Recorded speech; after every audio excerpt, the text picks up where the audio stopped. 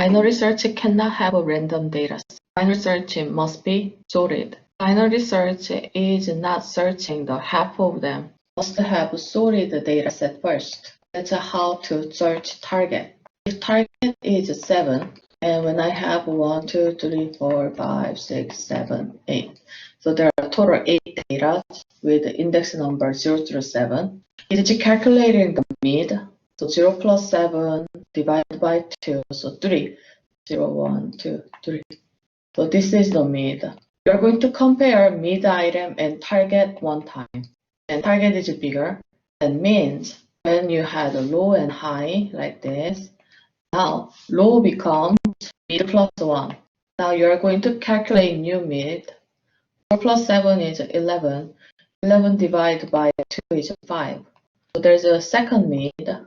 So you compare only twice up to now. Then if target is bigger, I'm going to make the new low as mid plus 1. Now this is a low. Now 6 plus 7 divided by 2 is 6. So there's a new mid. Compare mid and target. You are done finding 7. Or 8 items. Number of comparisons are only 3 times. That is log base 2. That's why BIGO efficiency for binary search is log n. If it is random data, you cannot use it because if 7 is at here, you never reach the 7. Selection sort, insertion sort, both average BIGO efficiency is n squared because they are using nested loop. But in the insertion sort, there is best case.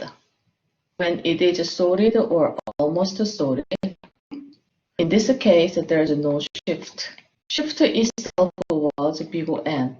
But BIGO n is gone, it becomes BIGO 1. That means in the best case, insertion sort is BIGO n.